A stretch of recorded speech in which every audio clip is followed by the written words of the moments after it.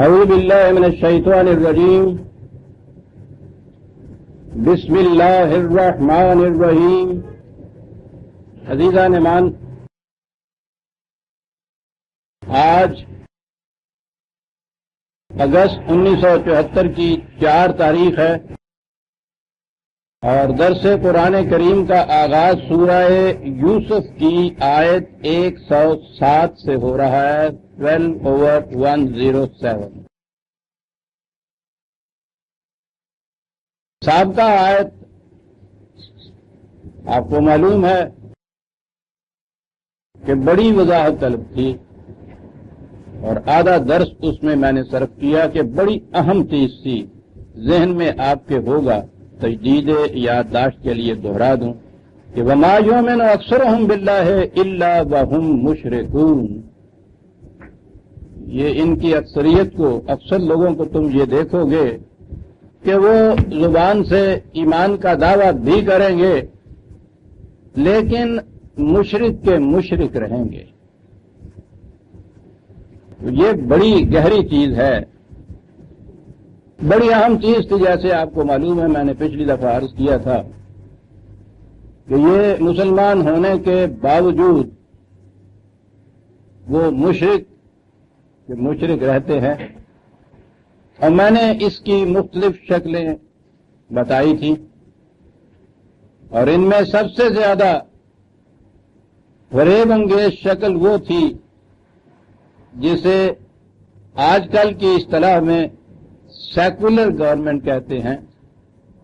وہ secular government جو ان ملکوں میں عام طور پہ رائج ہے جنہیں ڈیموکریٹک یا جمہوریت پسند کہا جاتا ہے، اس کا ڈھانچہ یہ ہوتا ہے کہ عقائد، عبادات، شخصی قوانین یہ تو اسلام کے مطابق ہوں، شریعت حقہ کے مطابق ہوں، اور باقی ملکی قوانین، زندگی کے ضوابط یہ سارے جمہوری طریقے سے طے پائیں۔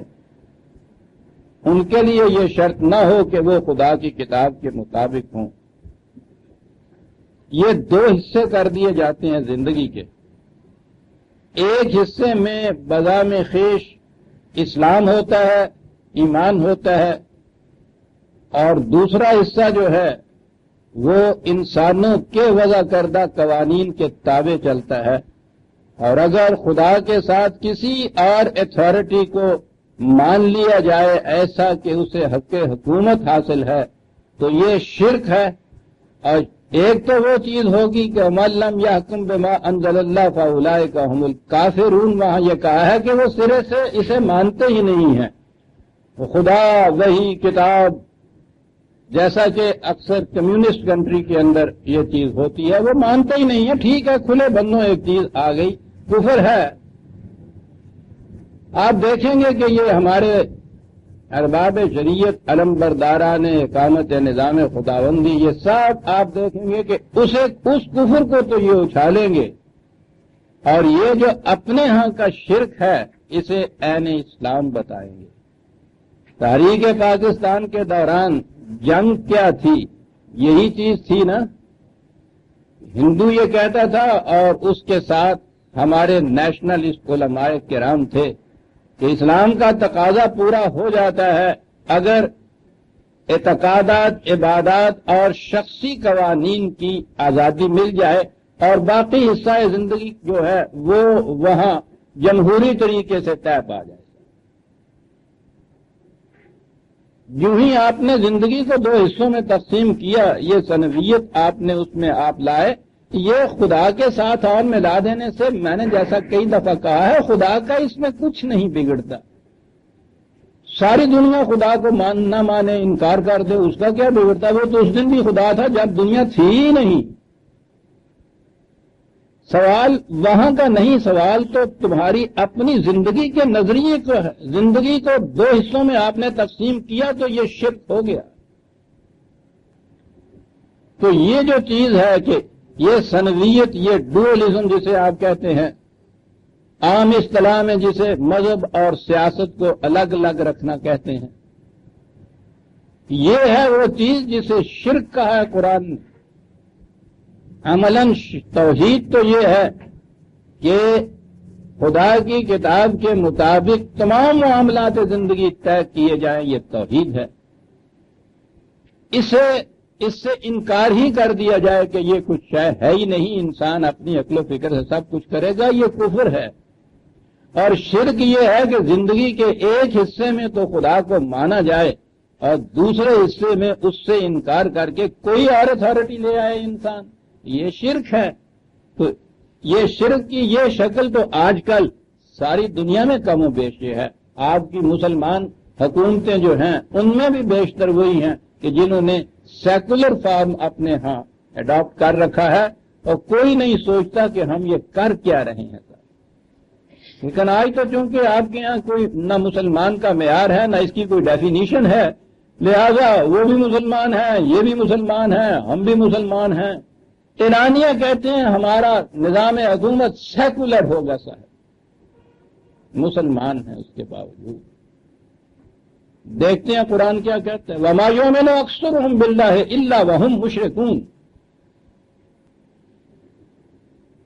یہ جو اس قسم کے نظام ہیں، یہ زندگی کو دو حصوں میں تقسیم کر دینا، وہ جو سورہ بقرہ کی وہ آیت ہے، أَفَتُؤْمِنُونَ بِبَعْضِ الْكِتَابِ وَتَكْفُرُونَ بِبَعْضٍ، کیا ان کی یہ کیفیت ہے کہ کتاب خداوندی کے ایک حصے کو مانتے ہیں اور دوسرے سے انکار کرتے ہیں؟ فَمَا جَزَاءُ مَن يَفْعَلُ ذَلِكَ مِنكُمْ إِلَّا خِزْيٌ فِي الْحَيَاةِ الدُّنْيَا وَيَوْمَ الْقِيَامَةِ يُرَدُّونَ إِلَىٰ أَشَدِّ الْعَذَابِ۔ 2/85 ہے غالباً یہ آیت۔ کیا ان کی یہ کیفیت ہے کہ یہ دو حصے کر رکھے ہیں انہوں نے؟ ایک حصہ اعتقادات، عبادات، شخصی قوانین کا، وہ خدا کے احکام کے مطابق، دوسرا حصہ جو ہے اس میں اس سے انکار، وہ انسانوں کے خود ساختہ قوانین کے مطابق۔ تو ٹھیک ہے، کر دیکھیے۔ زندگی میں شرک کا نتیجہ اس نے کہا اس کے سوا کچھ نہیں کہ اس دنیا کی زندگی میں بھی ذلت و خواری، اور پھر آخرت کی زندگی کے اندر اس سے زیادہ شدید ترین عذاب جس کے اندر مستقبل۔ اسی لیے شرک کو اس نے ظلم عظیم کہا ہے، سنگین ترین جرم بارگاہ انسانیت میں۔ اب یہ جو اس طرز زندگی سے تباہی آتی ہے، اب اگلی آیت ہو گئی ہمارے ہاں، افا امنوا ان تاتیہم غاشیۃ من عذاب اللہ اور تاتیہم الساعۃ بغتۃ وہم لا یشعرون۔ تو کیا یہ انداز اختیار کرنے والے، یہ شرک کرنے والے، یہ مطمئن ہو کے بیٹھے ہیں کہ نہیں صاحب ہم پہ تباہی نہیں آ سکتی؟ کہا اس تباہی آنے کے دو طریق اور دو انداز ہوتے ہیں۔ یا تو یہ ایسے آیا کرتی ہے جیسے سورج کی روشنی مثلا آہستہ آہستہ اندھیرے کی چادر لپٹتی جاتی ہے اور یہ نئی روشنی کی چادر بچھتی چلی جاتی ہے، بڑی غیر محسوس طور پر یہ چیز ہوتی ہے۔ یہ جو ڈھانپ لینے والی چیز ہوتی ہے وہ بڑی غیر محسوس طور پر آتی ہے۔ آپ کہیں بیٹھ کے دیکھتے رہیے کہ وہ دھوپ کس طرح سے سست رفتاری سے غیر محسوس طور پر آگے بڑھتی ہے، لیکن کیفیت اس کی یہ ہوتی ہے کہ وہ چھا جاتی ہے پھر ہر شے کے اوپر۔ ایک تو انداز یہ ہوتا ہے اور دوسرا انداز یہ ہوتا ہے کہ وہ بغتتاً آ جاتی ہے، سر اچانک آ جاتی ہے، وہ ہم دا یا شعرون، ان کے شعور میں بھی یہ بات نہیں ہوتی کہ کہاں سے یہ مصیبت آ جائے گی۔ اصل میں یہ جو طریق ہے یہ ہوتا تو یہ بھی ایکیومولیٹو افیکٹ ہی ہے، ایک مجموعی اثر ہوتا ہے آہستہ آہستہ سلو پوائزننگ کا، تو وہ جمع ہوتی رہتی ہے چیز تخریب والی، تباہ کرنے والی، موت لانے والی چیز جو ہے۔ اور یاد رکھیے یہ موت بھی جو انسانی موت آتی ہے، وجود اس کے کہ حادثہ کہیں ہو جائے تو وہ تو غیر طبی اسے تو کہتے ہیں، تبھی موت کا سلسلہ ساری زندگی میں شروع رہتا ہے۔ وہ آہستہ آہستہ یہ چیزیں اندر ڈیٹیریریٹ جسے آپ کہتے ہیں یہ ہونی شروع ہوتی ہیں۔ ہر بیماری موت کے لیے ایک سبب بن جاتی ہے، خواہ اس سے آپ کو شفا ہی کیوں نہ ملے، ایک اثر چھوڑ جاتی ہے۔ تو وہ جس دن اس کا ایکیومولیٹو افیکٹ اتنا ہو جاتا ہے کہ وہ پگڑا بھاری ہو جاتا ہے ریزسٹنس کی قوت کے اوپر، تو ایسے ہم کہتے ہیں کہ صاحب اچھا بھلا سویا تھا تو صبح وہ اچانک سے صاحب 2 سانس لیے اس نے اور وہ موت واقع ہو گئی۔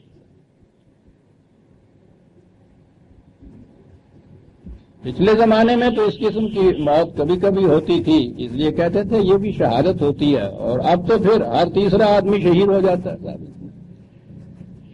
کیا میں یہ رہا تھا کہ قرآن نے دونوں طریقے قوموں پر تباہی آنے کے دونوں طریقے اس نے بتا دیے۔ ایک تو یہ ہے کہ خاموشی سے آہستہ آہستہ غیر محسوس طور پر وہ چادر کی طرح بچھتی چلی جاتی ہے، اور ایک یہ ہے کہ وہ شعور نہیں ہوتا کہ آرام سے بیٹھے ہیں کہ نہیں صاحب کچھ تباہی واہی ہمیں نہیں آئے گی، لیکن وہ بغتتاً آ جاتی ہے۔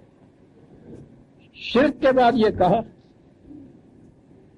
اب اس کے بعد وہ عظیم آیت آتی ہے جسے 20 دفعہ سامنے لایا گیا ہے، اور مذہب کی سٹیج کے اوپر عزیزان من، ویسے تو قرآن سارا ہی بے مثل و بے نظیر ہے، اس کی پوری ساری تعلیم کی مثل کہیں اور نہیں مل سکتی، لیکن بعض چیزیں ایسی اس میں نمایاں طور پر ابھری ہوئی آ جاتی ہیں کہ ذہن میں نہیں آتا کہ مذہب کی سٹیج سے یہ بات کہی جائے گی۔ مذہب میں فیتھ، ایمان جسے کہا جاتا ہے، مان لینا جسے کہا جاتا ہے، وہ ہوتا ہے آنکھیں بند کر لینا کسی چیز پہ ایمان لے آنا۔ وہ اسی لیے جو ہمارے ہاں یہ ترجمہ اس کا فیتھ کا، ایمان کا فیتھ ہوا، تو ہمارے یہ آنے والی نسل مانتی نہیں ہے۔ اس نے کہا کہ یہ بات غلط ہے کہ جس میں علم کو دخل نہ ہو، بصیرت کو دخل نہ ہو، اس بات کو آپ منوا رہے ہیں، سب مانا کیسے جائے اس چیز کو؟ انگریزی میں انہیں پڑھایا ہم نے تو فیتھ کہہ دیا، ادھر ہم نے اس کو ایمان کہا تو ایمان کا مفہوم کچھ اس قسم کا دے دیا۔ مذہب میں ہوتا یہ ہے، مذہب کا مدار ہی فوق الفطرت چیزوں پہ ہوتا ہے، سپر نیچرل پہ ہوتا ہے، سپرسٹیشنز پہ ہوتا ہے، وہاں سوال ہی نہیں عقل و فکر کا، ریزن کا، ریشنلزم کا۔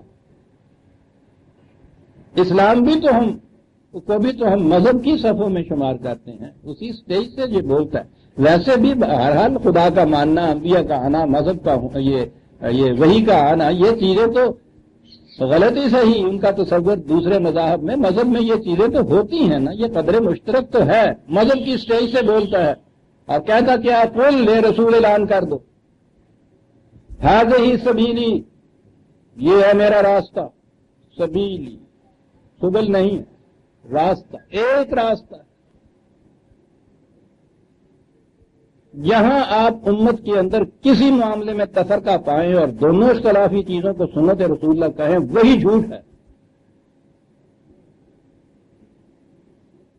ایک ہی راستہ تھا، خود خدا نے کہا ہے ان ربی علی صراط مستقیم، وہ بھی ایک صراط مستقیم پہ جاتا ہے۔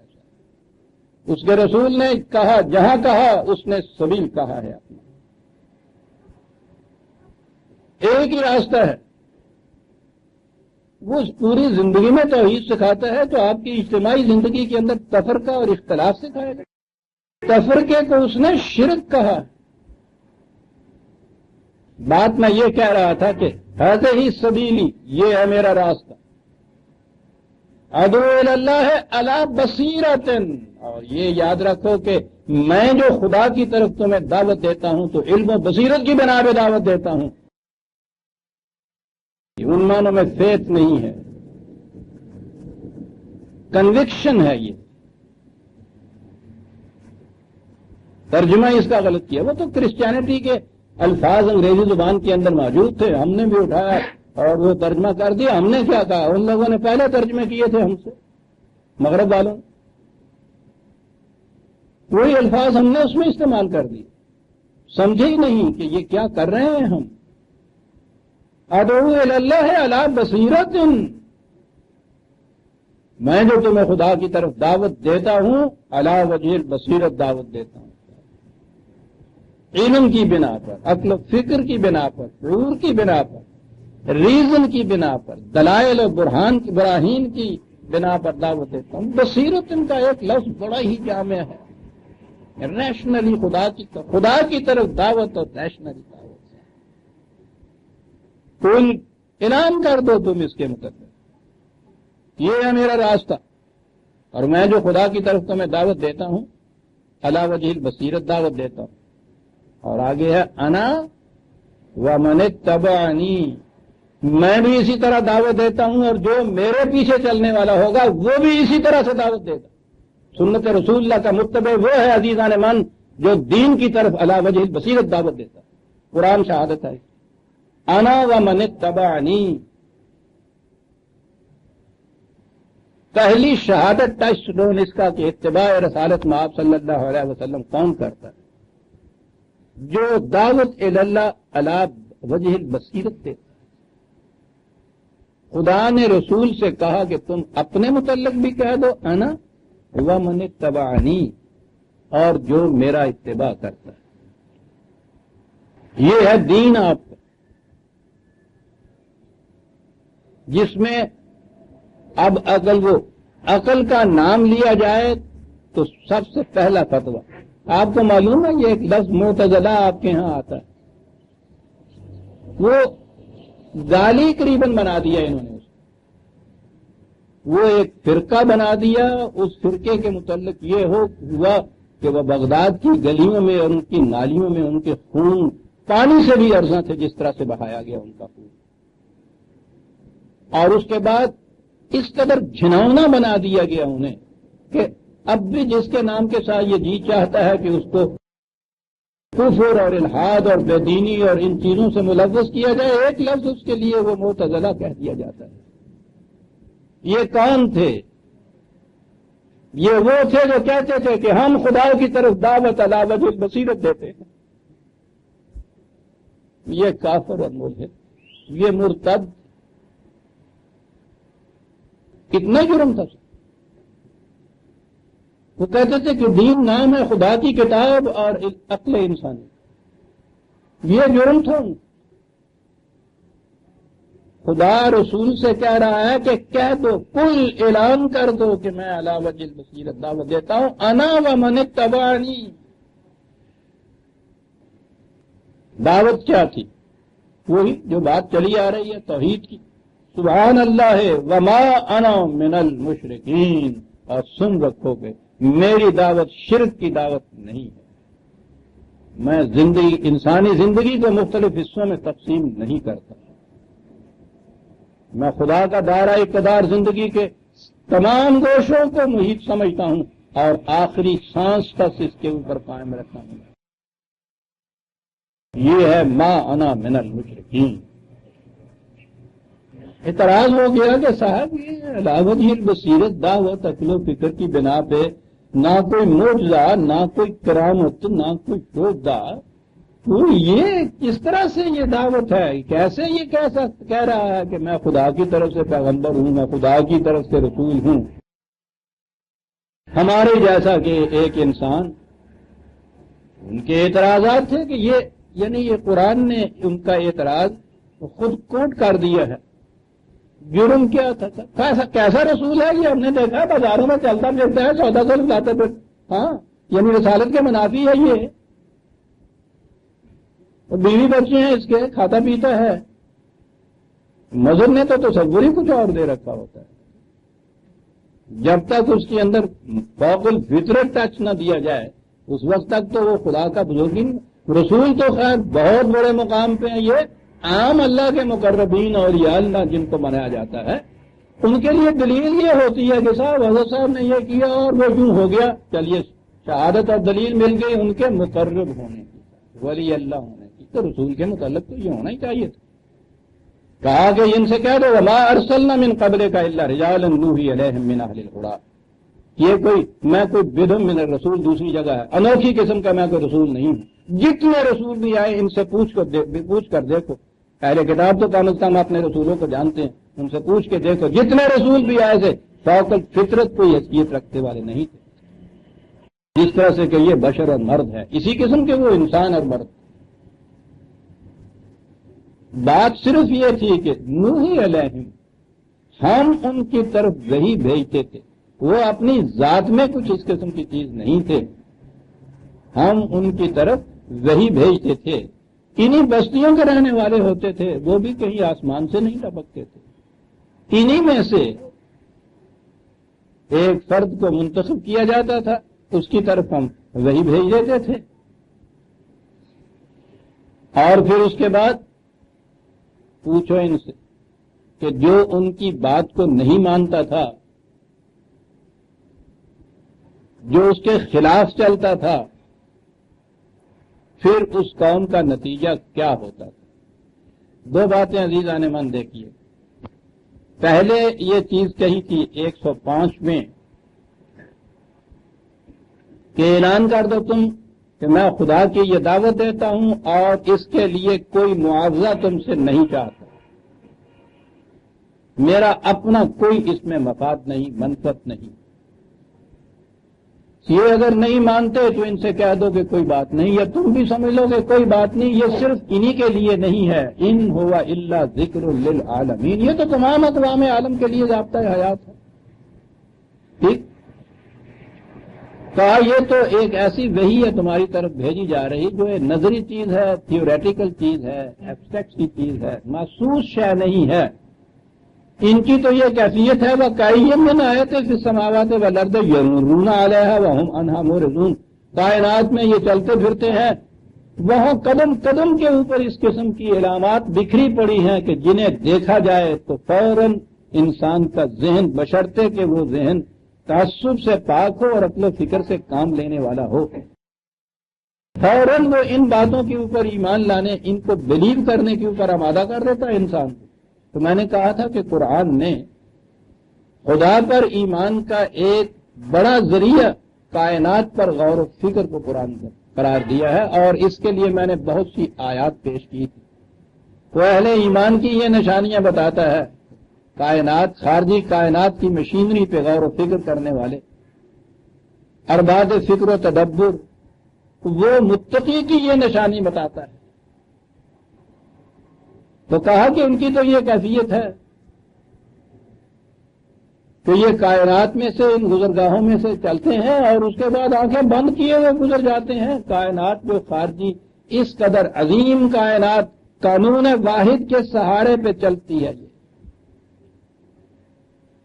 جیسا کہ میں نے عرض کیا ہے اس دور میں تو ابھی لوگ اس پہ نہیں پہنچے تھے۔ ہمارے اس دور میں اس کائنات کے متعلق جو بیسک کریکٹرسٹک بتایا گیا ہے سائنٹسٹ کے نزدیک، تمام سائنسدان جس دو بنیادی خصوصیتیں مانتے ہیں یہاں کائنات کی، ایک تو کاز اینڈ ایفیکٹ کا law, the law of cause and effect, یہ علت معلول جسے کہتے ہیں، جو کچھ ہوتا ہے اس کے پیچھے اس کی ایک وجہ اور سبب ہوتا ہے، بلا سبب کوئی چیز نہیں ہو سکتی۔ اور دوسری ہے the law of uniformity of nature, کہ کائنات کی وحدت جو ہے یہ دوسری چیز ہے، جہاں جس جگہ اس قسم کے حالات ہوں گے وہاں وہی قانون وہاں کار فرما ہوگا۔ کائنات میں شرک نہیں ہے۔ تمام سائنسدان آج تجربے کر کے اپنی لیبارٹریز میں انہوں نے یہ دو قانون جو ہیں مشترکہ قانون انہوں نے بتائے ہیں علم سائنس کے، کہ law of cause and effect, کوئی بھی نتیجہ یا کوئی ایفیکٹ جو ہے وہ بغیر کسی کاز کے نہیں ہوتا، یہی ہے قانون۔ اور دوسری چیز جو ہے لا آف یونیفارمٹی آف نیچر، ساری کائنات میں ایک قسم کا قانون چلتا ہے۔ اور یہ کیا ہے کہ کہا کہ یہ لوگ تو ان چیزوں پہ غور نہیں کرتے، اس لیے وما یؤمن اکثرهم باللہ الا وهم مشرکون، توحید پہ تو ان چیزوں نے لانا تھا، وہی یہ خداوندی پہ غور کرتے، یا کائنات میں جو قانون خداوندی کار فرما ہے اس پہ غور کرتے، پتہ چلتا ہے ان کو کہ توحید کار فرما ہے یہاں۔ تو یہ وجہ ہے کہ یہ شرک کرتے چلے جاتے ہیں۔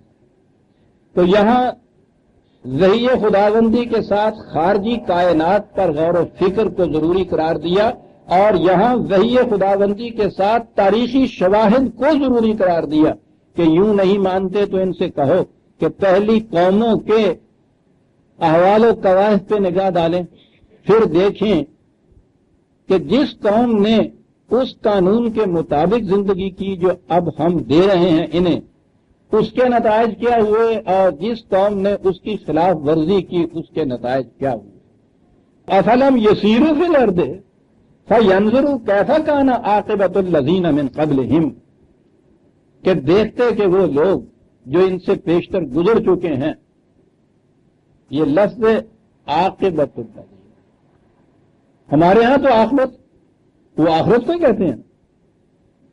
یہاں کی دنیا کے ساتھ تو انہوں نے کچھ رکھا ہی نہیں، کیونکہ اگر یہ معیار تسلیم کر دیا جاتا کہ خدا کے بتائے ہوئے پروگرام اور قوانین کا نتیجہ اس دنیا کے اندر بھی سامنے آتا ہے تو ان کا سارا کیا کرایا گھروندہ جو تھا وہ ریت کے مٹی کی طرح بیٹھ جاتا. یہاں جس مذہب کو یہ اسلام کہہ رہے ہیں اس کا نتیجہ یہ ہے کہ وہ اسلام کی اتنی خوبیاں بتانے کے بعد پھر مرثیہ پڑھنے لگ جاتے ہیں. ساری دنیا کے مسلمانوں کا مرثیہ، کوئی دو مسلمان اکٹھے ہوں عزیزان امام وہ مرثیہ پڑھیں گے. ہماری کیا حالت ہو گئی، ہم ذلیل ہو گئے، خوار ہو گئے، انفرادی طور پر اجتماعی طور پر ساری دنیا کی قوموں کے اندر ذلیل و خوار ہو گئے.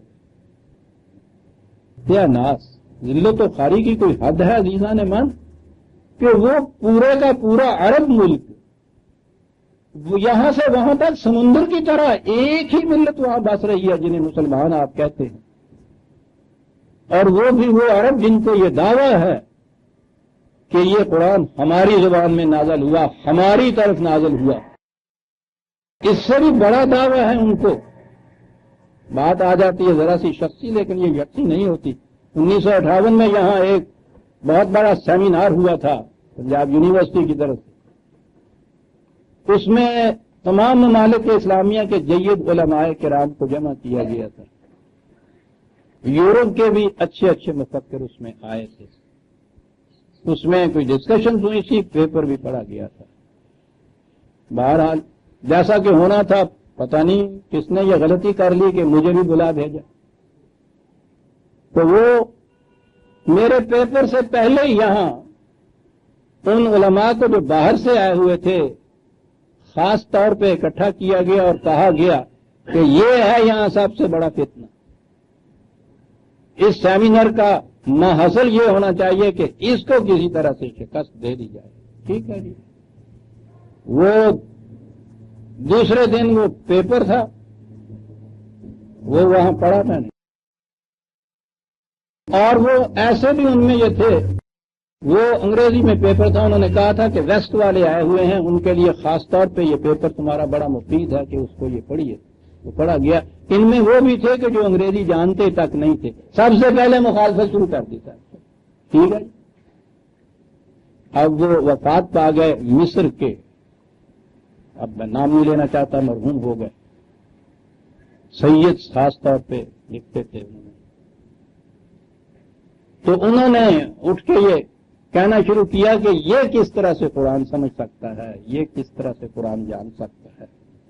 قرآن ہم جانتے ہیں صاحب یہ چیز، اور دلیل یہ تھی کہ ہم قرآن جانتے ہیں، ہماری رگوں میں رسول اللہ کا خون جاری ہے ساری ہے. میں بیٹھا ہوا تھا ان یورپین کے پاس درمیان میں، انہوں نے مجھے خاص طور پہ کہا تھا کہ ان میں بیٹھو، ذرا باتیں ان سے کرتے چلے جاؤ، ان میں سے کس کو بٹھائیں یہاں. کہنے لگے کہ ہماری رگوں کے اندر رسول اللہ کا خون جاری اور ساری ہے. میں نے کہا ابو جہل کا کیوں نہیں کہا جاتا، خون تو وہاں ایک ہی تھا دونوں میں سے. خون ہی کی اگر بات ہے تو خون ہماری رگوں میں ہو جائے. اب جہاں یہ حق و صدق کا معیار قرار پا جائے، کیا کہا جائے کسی سے عزیزان ایمان. میں کیا یہ رہا تھا کہ یہاں تو یہ عاقبت کا لفظ ہمارے ہاں آخرت کے لیے، اور پھر آخرت کا لفظ بھی وہ بھی وہیں آگے کے لیے. وہ اقبال نے جو بات چیزیں بڑے ہی دل کے سوچ سے ستایا ہوا وہ کہتا ہے کہ گھنٹہ بھر میں ان سے بات کہتا رہا، یہ کرتا رہا، یہ بتاتا رہا اسلام کیا ہے وہ ہے، اور اس کے بعد وہ مولوی صاحب نے یہ کہا کہ الہی عاقبت محمود گروا لا الہ الا محمد رسول اللہ، یا اللہ ساری عاقبت بخیر ہو جائے. وہ لکھتا ہے اس دنیا کے ساتھ کوئی تعلق نہیں ہے. وہاں یہ کہتا ہے افلم یسیروا فی الارض فینظروا، کیا یہ چلے پھرے نہیں ہیں اس دنیا کے اندر، کیا انہوں نے اپنی آنکھوں سے نہیں دیکھا کیف کان عاقبۃ الذین من قبلہم، ان سے پہلی قومیں جو گزر گئی ہیں ان کی عاقبت کیسی ہوئی. یسیروا فی الارض فینظروا، اپنی آنکھوں سے وہ عاقبت تو نہ اس عرض پہ ہے نہ آنکھوں سے دیکھی جاتی ہے. قرآن یہ بتاتا ہے عاقبت اللہ کی. عقبہ تو چیز ہی بڑی عجیب ہے عزیزان من. ہر عمل جو آپ کرتے ہیں وہ پہلے عمل کرتے ہیں اور جیسے قرآن کہتا ہے کہ یہ کر کے تو چلا جاتا ہے اور نتیجہ اس کے پیچھے لگ جاتا ہے. چل ہاں بچوں کدھر جانا کہا تھا نا جسے وہ ضم کہتا ہے. جیسے یہ دم چمٹی ہوئی ہوتی ہے نا کسی مویشی کے پیچھے کہ جہاں چلا جائے وہ چمٹی ہوئی لگی ہوئی ہے پیچھے, وہ پیچھے نہیں چھوڑتی. ہر کام جو انسان کرتا ہے اس کے پیچھے اس کا ایک نتیجہ آتا ہے. لگا ہوا ہے وہ ذرا کھڑا نپ دے اگر جن کہنے پیچھے پیچھے عقبہ یہ ہے وہ جو نتیجہ پیچھے لگا ہوا ہو. ان سے کہو کہ چلو پھرو اور دیکھو کہ پھر ان قوموں کے اعمال کا نتیجہ کیا ہوا. تو وہ ہوا نا جو کہا کہ چلو پھرو ان ملکوں کے اندر. دوسری جگہ یہ ہے کہ تم ان کی بستیوں سے گزرتے ہو, ان کے کھنڈرات پر ان کی تباہی کی داستانیں لکھی ہوئی ہیں. وہ تو تاریخ میں تاریخ کو کتاب کے اندر لکھے ہوئے نوشتوں کو نہیں کہتا, وہ تو آرکیالوجی میں بھی یہ کہتا ہے کہ جاؤ کھودو ان زمینوں کو اور دیکھو ان کا انجام کیا ہوا. من قبلہم اور تم دیکھو گے ان کا انجام کیا ہوا. وَلَدَارُ الْآخِرَةِ خَيْرٌ لِلَّذِينَ اتَّقَوْا اور یہ بھی تم دیکھو گے کہ مستقبل میں آخر الامر جسے آپ کہتے ہیں وہی لوگ کہ جنہوں نے قوانین خداوندی کی نگہداشت کی ان کے حصے میں وہ چیز آئی. آخرت کا ترجمہ اگر فیوچر کیا جائے تو آپ دیکھیے یہ قوم کہاں پہنچ جائے.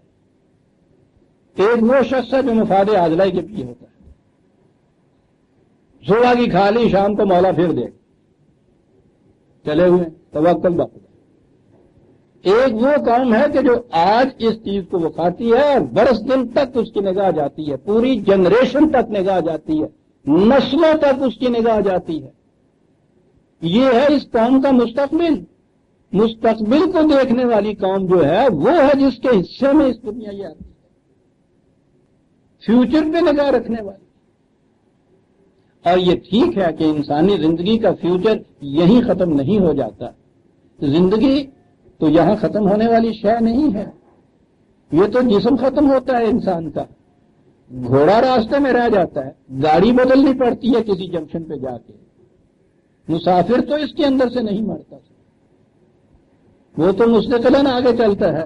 لہذا جسے آخرت پر ایمان کہا گیا تھا, ہر سانس کے بعد اگلا سانس جو ہے یہ پہلا سانس جو ہے اگلے کی آخرت ہو جاتا ہے. مستقبل کا سانس آخرت ہو جاتا ہے, کل کا دن اس کا آخرت ہو جاتا ہے, اگلا سال ہو جاتا ہے, ایک جنریشن کے بعد دوسری جنریشن آخرت ہو جاتی ہے.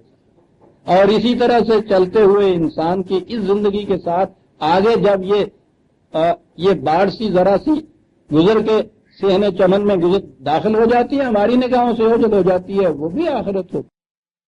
جس قوم کو وہ بالآخرت ہم یوقنون پہلے قرآن کی آیت کے اندر یہ ہے, یہ قوم ہے جو دنیا کے اندر سر بلند ہوگی. بالآخرت ہم یوقنون, مستقبل کے اوپر نگاہ رکھنے والی. آج ہم ہمارے سے کہتے ہیں کہ صاحب فیوچر کیسا ہوگا اس کا, یہی ترجمہ ہے اس کا آخرت. اور یہ جو میں یہاں کہہ رہا ہوں وَلَدَارُ الْآخِرَةِ خَيْرٌ لِلَّذِينَ اتَّقَوْا, اس کے بعد افلا تعقلون, کیا عقل و فکر سے یہ کام لے کے بات نہیں سمجھتے؟ وہ جو آخرت ہے اس کے متعلق تو یہاں ہم یہ چیز نہ دیکھ سکتے ہیں نہ ہم اس کو اس عقل سے یوں سمجھتے ہیں. دلائل ہیں اس کے لیے.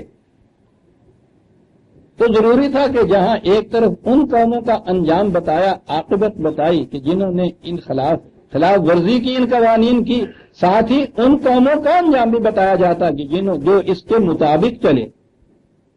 تو وہ اگر یہاں دکھائی دینا تھا تو یہ بھی تو یہیں دکھائی دینا چاہیے تھا. اور پھر اس کے بعد میں نے کہا کہ اس آخرت کا منکر نہیں ہوں میں, نہ کوئی ہو سکتا ہے, وہ تو ہمارا ایمان ہے. لیکن آخرت یا فیوچر وہی نہیں ہے. یہاں ہر آنے والا دن جو ہے وہ آخرت کا دن. اور کیا بات ہے صاحب, جو حدیث صحیح ہوتی ہے, چمک اٹھتی ہے وہ پڑی ہوئی, جو بینر کے اوپر میں نے اسی لیے وہ لکھ کے لگا دی ہے. حضور نے فرمایا کہ جس شخص کے 2 دن ایک جیسے گزر جائیں, یعنی اس کا آج گزشتہ کل سے زیادہ فروغہ نہ ہو, جس کے 2 دن ایک جیسے گزر جائیں وہ تباہ ہو گیا. وہ تو اسے فیوچر حضور تو قرار دے رہے ہیں، کل کے مقابلے میں آج فیوچر. اگر یہ آج بھی کل ہی جیسا ہے تو جامد ہو گیا نا انسان، متحرک نہ رہا. زندگی تو حرکت چاہتی ہے. یعنی ایک تو یہ ہے کہ وہ چیز کہ اس کے دل سے پوچھئے، اس کے جگر سے پوچھئے، کس کے آج جس کی منزل مقصود کل سے دور ہو، اٹھی پیری تو نہ کیا.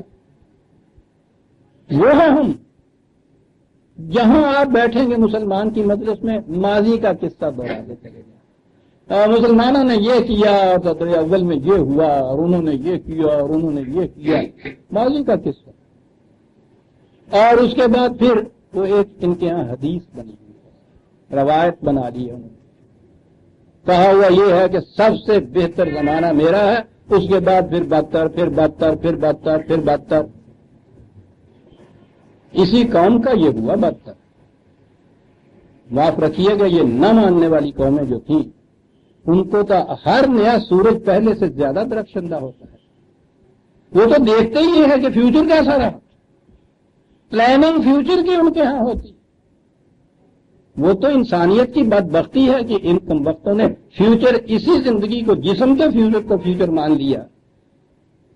ورنہ اگر ذرا سی بات کوئی ان کے سامنے مقام کبریا رکھنے والا ہوتا اور ان کو بتانے والا آج ہوتا کہ فیوچر یہی نہیں ہے، آگے چلنے والی بات ہے، پوچھئے نہیں آج انسانیت کہاں ہوتی. وہ فیوچر پہ ایمان رکھنے والے ہیں. تو دونوں چیزیں یہاں گنا دی. کیا یہ چلے پھرے نہیں؟ انہوں نے اپنی آنکھوں سے دیکھا نہیں کہ وہ اقوام جنہوں نے اس قانون کی، اس نظام کی خلاف ورزی کی، ان کا انجام کیا ہوا، اور جو اس کے مطابق چلے ان کا مستقبل کیسا ہوا. افلا تعقلون، کیا یہ عقل و فکر سے کام نہیں لیتے؟ میں نے کہا تھا نا کہ مذہب کی اسٹیج سے بات کر رہا ہے قرآن. ادعو اللہ علی بصیرت. عاقبت اور آخرت کے الفاظ یہاں آئے ہوئے ہیں اور کہتا ہے افلا تعقلون. افلا تؤمنون نے کہا ان معنوں میں جن میں یہ کہتی کہ کیا اس میں ان کو بلیف نہیں ہے. افلا تعقلون، یہ تو عقل و فکر کی بات ہے. اور یہ ٹھیک ہے، بات کی زندگی کے متعلق بھی وہ دلائل دیتا ہے اور دلائل کی بنا پہ منواتا ہے. وہ یہ کہتا ہے کہ وہ زندگی کیسی ہے یہ تو تم آج نہیں سمجھ سکتے. رحم مادر میں بچہ ہزار افلاطون کیوں نہ اس کو وہاں سمجھائیں، اس کے ذہن میں آ نہیں سکتا کہ ایک قدم کے اوپر باہر دنیا کیسی، ذرا سی تو ہو لیتی ہے. یہ ہم ایک بڑے سے محیط، ایک رحم کے اندر ہیں یہاں اس کائنات میں. ایک پیدائش نشت ثانیہ ہے نا اس کے بعد کی، ایک نئی پیدائش ہے نا اس کے بعد کی. وہ تو اس خارجی دنیا میں آتے ہی جب بچہ یوں آنکھ کھولتا ہے تو نظر آ جاتا کہ کیا، اس سے پہلے تو صاحب یہ بات نہیں آتی. کیسی ہے وہ پناہ حقیقت کیسی ہے یہ نہیں سمجھ میں آتی. ہے وہ ضرور، یہ قرآن سمجھا دیتا ہے عزیزان ایمان. اور اسی لیے اس نے اس زندگی کے متعلق بھی افلا تتفکرون بھی کہا ہے، تعقلون بھی کہا ہے. عقل و فکر سے یہ سمجھایا جا سکتا ہے کہ زندگی یہی ختم نہیں ہو جاتی، آگے چلتی. اور اب تو یہ لوگ بھی آنا شروع ہو گئے ہیں اس کے اوپر. لیکن میں یہ کہہ رہا تھا کہ یہاں یہ زندگی، آخرت اور عاقبت کے الفاظ افلا تعقلون، لیکن یہ جو چیز بتائی گئی کہ نہ ماننے والوں کا انجام یہ ہوا، ماننے والوں کا مستقبل یہ ہوا، کہا کہ یہ پھر یہ یوں ہی نہیں ہو گیا. بڑا سخت ٹکراؤ ہوتا تھا. حق اور باطل کا ٹکراؤ تو پہلے دن سے چلا آ رہا ہے. ایک اسٹیبلشڈ سسٹم جو جا رہا ہو اس کو اکھیڑنا، درہم برہم کرنا، اس کی جگہ ایک نیا نظام قائم کرنا، وہ جن کا وہ نظام ہوتا ہے وہ آسانی سے تو اس کو اکھیڑنے نہیں دیتے. یہی ہے جسے کشمکش حق و باطل کہتے ہیں. مفاد پرست گروہ، ان کے اتنے مفادات چھن رہے ہوتے ہیں، باقی کچھ نہیں رہتا ان کے پاس. پورا ٹکراؤ ہوتا ہے. یہ جو رسول آتا ہے، پیغامبر آتا ہے، انقلاب جس نے لانا ہوتا ہے، یہ پیغام دیتا چلا جاتا ہے.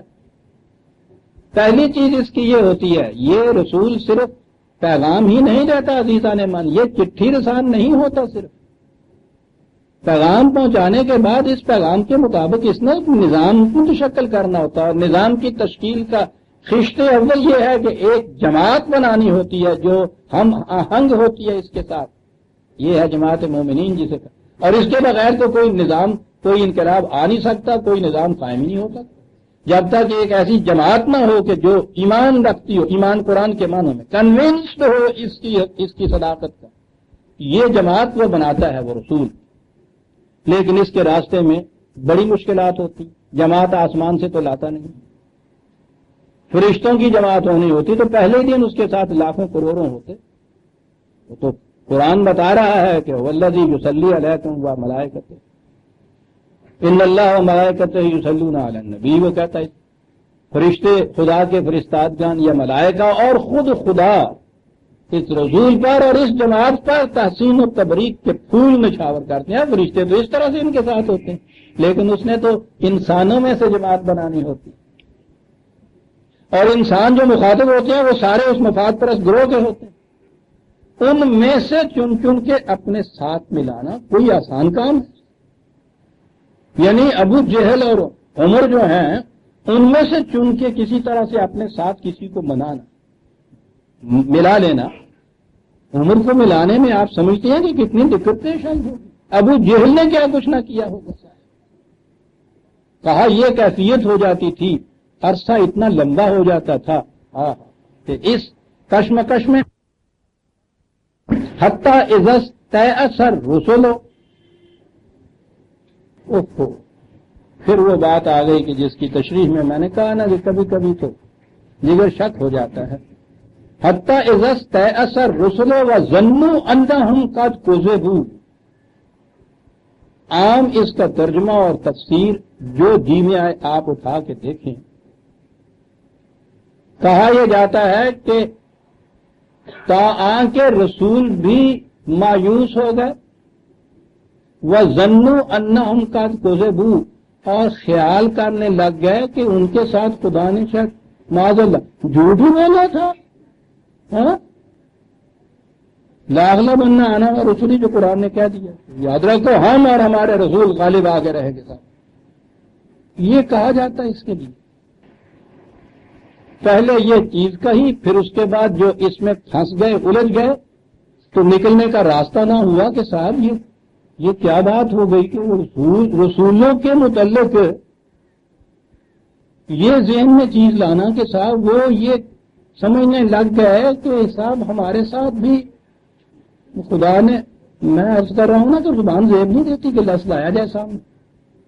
پڑھیے تفسیر میں پتہ اللہ راستہ پھر کیا ان کو نکلتا ہے کہ صاحب دوسری قرت میں یوں آیا ہے. یا اللہ عزیزان من، یہ جو اختلاف قرت والا آپ کے ہاں عقیدہ ہے، ایسی بڑی سازش ہے قرآن کے خلاف کہ بڑی سے بڑی دشمن کافر قوم بھی یہ کچھ نہ کر سکتی جو اس عقیدے نے آپ کے ساتھ کیا. آپ نے نہ پڑھا ہو تو ضرور پڑھ لیجئے. جولائی کے پرچے میں اختلاف قرت پر مضمون طلوع اسلام میں جو میرا شائع ہوا ہے، آپ کو معلوم ہوگا کہ اس کے معنی کیا ہیں.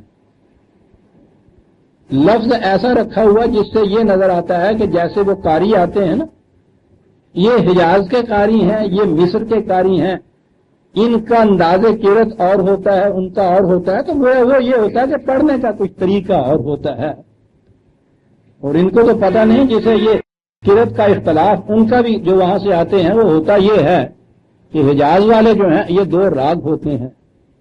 حجاز والے جو ہیں وہ بھیروں کے اندر، اب قرآن کو میں تو پڑھتا ہی کہوں گا، لفظ تو ساتھ کچھ اور آنا چاہیے. اور یہ مصر والے جو ہیں وہ دوسرا ایک راگ ہوتا ہے بھیروی. راگ ان کے یہاں حرام ہوتا ہے اور راگ میں یہ قرتیں سن کے سبحان اللہ کرتے چلے جاتے ہیں سارے. بہرحال قرت کے معنی تو یہی، قاری کے معنی تو یہی ہوتا ہے نا کہ کوئی اس پنجابی کے کہ یہ کس انداز سے قرآن پڑھتا ہے، یہ کس انداز سے قرآن پڑھتا ہے. یہ عقیدہ ہے آپ کے ہاں. بے شمار آیتیں ہیں، میں نے وہ گنائی ہیں پھر اپنے میں قریباً 2000 کے قریب، جن میں یہ مانا جاتا ہے کہ یہ جو قرآن ہمارے پاس مروج چلا آ رہا ہے اس میں یہ اور طرح ہیں اور وہ صحابہ کے پاس اپنے اپنے نسخے تھے، اس میں کہا تھا کہ نہیں یہ آیت یوں نازل ہوئی تھی، او یا میرے اللہ، اسے کہا جاتا ہے اختلاف قرأت، کہ یوں بھی آئی ہے اور یوں بھی آئی، اور یہ جو یوں اور یوں ہے نا، اس میں معنوں میں زمین آسمان کا فرق پڑ جاتا ہے۔ یوں بھی آئی ہے، قرأت حضرت ابن عباس میں یوں آیا، یعنی وہ حضرت عثمان کے زمانے میں موجود تھے، یا جب بھی ان کی تاریخ کے مطابق قرآن کو مرتب جمع کیا گیا، یہ تو سارا ہی قصے سے غلط ہے نا، قرآن تو رسول اللہ صلی اللہ علیہ وسلم نے خود جمع مدون مرتب فرما کر اسی شکل کے اندر امت کو دیا تھا عزیزان میں۔ لیکن بہرحال جب بھی یہ کہتے ہیں یہ ہوا تھا، اس زمانے میں یہ سارے صحابہ موجود تھے، اور ان کے متعلق یہ چیز آپ کی روایات میں ہے کہ ان کے پاس اپنے اپنے الگ الگ صحیفے تھے، صحیفہ ابن عباس، صحیفہ ابن مسعود، صحیفہ یہ، اور ان میں یہ آیتیں یوں لکھی تھی، اور ان کی ساتھ روایتیں دی ہوئی ہیں کہ حضرت ابن عباس وہ اس آیت کو یوں پڑھتے تھے۔ اس میں آپ دیکھیے گا مثال بھی اس کی جو میں نے دی، یہی جو قرآن کی آیت ہے کہ اس کے بعد تم وہ عورتوں سے نکاح کر لیا کرو ایک مہر دے کر، یہ تو ہے آپ کے ہاں جو قرآن میں موجود ہے، اور نکاح تو آپ کے ہاں معلوم ہے کہ ایک معاہدہ ہے ازدواجی زندگی بسر کرنے کا، وہ اس کے بعد موت سے یا طلاق سے ٹوٹتا ہے، فسخ ہوتا ہے۔ ایک ہمارے ہاں طریق ہے شیعہ حضرات کے ہاں، آپ کو معلوم ہے میرا تعلق کسی فرقے سے نہیں، کسی فرقے پہ میں تنقید نہیں کرتا، نفس الامر واقع ہے، تو وہ عرض کرتا ہوں ان کے ہاں یہ ہے کہ وہ ایک مدت معینہ کے لیے یہ معاملہ طے کر دیا جاتا ہے، اسے متع کہا جاتا ہے، مدت معینہ کے لیے۔ ان کے ہاں یہ بھی عقیدہ ہے کہ یہ آیت جو تھی نازل ہوئی تھی، اس میں یہ الفاظ تھے کہ تم نکاح کرو ان کے ساتھ الی اجل مسمى، ایک مدت مقرر کر کے اس کے لیے، اس پہ ہے بنیاد ان کی صاحب۔ سنی جو ہے جی انہوں نے تو فوراً ان کے ذہن میں اعتراض جڑ دیا نا کہ صاحب قرآن کی محرف مانتے ہیں، یہ کہتے ہیں کہ یہ آیت یوں نازل ہوئی تھی، ٹھیک ہے الکافی میں ہے کہ یوں نازل ہوئی تھی۔ آپ کو معلوم ہے کہ آپ کے ہاں حضرت ابن عباس کی یہ قرأت ہے کہ یہ آیت یوں نازل ہوئی تھی الی اجل مسمى۔ حضرت ابن عباس تو یہ سنیوں کے حضرت ہیں، یوں کے تو نہیں ہے۔ طبری تفسیر لکھتا ہے اور اس میں اس آیت کے نیچے یہ لکھتا ہے کہ ایک تو قرأت یہ ہے جس میں علاج اجل مسمى نہیں ہے، یہ الفاظ تو وہ اس قرآن میں ہے ہمارے ہاں، وہ لکھتا ہے، لیکن حضرت ابن عباس کی ایک قرأت ہے جس کے اندر یہ لکھا ہے الی اجل مسمى۔ میں نے بتایا یہ اختلاف قرأت کے معنی کیا ہیں، اول تو میں ابھی عرض کروں گا یہ زیر زبر سے بھی کتنا فرق پڑ جاتا ہے قرآن میں۔ وہ آیت کے اندر ایک ٹکڑا ہے جس ٹکڑے سے نکاح اور متع کا فرق سامنے آ جاتا ہے، متع قرآن کی روح سے اس کی صنعت مل جاتی ہے۔ حضرت ابن عباس کی یہ قرأت الی اجل مسمى سے، اس کے بعد وہ طبری صاحب نیچے اس کے روایت لکھتے ہیں کہ ایک صحابی دوسرے جو تھے وہ گئے حضرت ابن عباس کے پاس، انہوں نے اس آیت کو پڑھا تو انہوں نے کہا کہ نہ الی اجل مسمى بات کرو۔ انہوں نے کہا کہ صاحب وہ تو ہمارے قرآن میں تو یہ نہیں ہے، اس کے اندر کہنے کے کیا کہتے ہو، میں جو تمہیں کہتا ہوں کہ الی اجل مسمى۔ اس نے کہا جی کیا آپ کہتے ہیں؟ تو حضرت ابن عباس نے لکھا یہ ہے وہاں کہ خدا کی قسم کھائی 3 دفعہ کہا کہ خدا کی قسم یہ آیت اس طرح ہی نازل ہوئی تھی جیسے میں پڑھ رہا ہوں۔ اور آج بھی آپ کے ہاں یعنی آپ کہیں گے نا کہ وضعی روایتیں ہیں، یہ اس زمانے کی بات ہے، گزر گیا قصہ، چلے وضعی تھی ختم ہوئی، اب تو مسلمہ قرآن ہمارے پاس ہے نا۔ قرآن میں آپ دیکھیں گے جہاں تفسیریں آپ کے ہاں آئیں گی وہاں اس آیت کو لکھا ہوگا، پہلے تو جیسے اس قرآن میں ہے اس کے نیچے لکھا ہوا قرأت حضرت ابن عباس میں یوں آیا ہے۔ کیا سن رہے ہیں آپ ان روایات کی؟ بنا دو اس پرویز کو کافر، ان چیزوں کو لے کہاں لے جاؤ؟ اور آپ کو معلوم ہے کہ پھر کہاں کہاں یہ آ جاتی ہے قرأت۔ یہ شیعہ سنی کے ہاں ایک اختلاف وضو میں ہے. سنی پاؤں کو دھوتے ہیں، شیعہ اس پہ مسح کرتے ہیں. وضو کی آیت کے اندر ایک لفظ ہے ارجلاکم، یہ لام کے اوپر ضرب ہے. وہ عربی جاننے والے جانتے ہیں کہ یہ جسے فرق کہتے ہیں، زیر زبر کا جسے فرق کہتے ہیں، یہ فرق عربی زبان میں کتنے بنیادی معنی بدل دیتا ہے. یہ زیر زبر کا فرق اس زبان کا بڑا انحصار انہی چیزوں پہ ہے جسے اعراب کہتے ہیں. یہ اس آیت کے اندر جس طرح سے یہ لفظ ہے لام کے زبر سے پڑھ لیا جائے کہ یہ پھر وہ پاؤں کے دھونے کے معنی میں آتا ہے، زیر سے پڑھ لیا جائے پاؤں پہ مسح کرنے کے معنی میں آتا ہے. فاغسلوا وجوہکم جی وارجلکم ایدیکم الی المرافق وامسکم برؤوسکم وارجلکم. ارجلکم فاغسلوا کے ساتھ یاد میں لایا. ہاں ارجلکم آئے گا تو پھر وہ وامسکم کے ساتھ آئے گا. میں اس لیے کہ سامنے نہیں تھا قرآن میں بڑا محتاط رہتا ہوں. لام کی زیر کے ساتھ پڑھ لیجئے اس کو تو وہ اس میں اس کنٹیکسٹ کے اندر مسح کرنا ہے. اب یہ چیز چلی آ رہی ہے دونوں کے اندر، بڑا فرق چلا آ رہا ہے. شیعہ نہیں، آپ کے ہاں کے یزید مفسر مولانا ابوالعلا مودودی صاحب، وہ اپنی تفسیر کے اندر ان سے یہ پوچھا گیا کہ یہ صاحب یہ فرق جو ہے یہ پاؤں دھونے کا اور پاؤں پہ مسح کرنے کا آپ کیا فرماتے ہیں اس کے متعلق؟ انہوں نے کہا کہ ہاں ٹھیک ہے، قرآن میں اگر ارجلکم ہو تو وہ ٹھیک ہے، اس سے تو پاؤں دھونا ہوتا ہے. ارجلکم ہو تو اس میں مسح کرنا آتا ہے.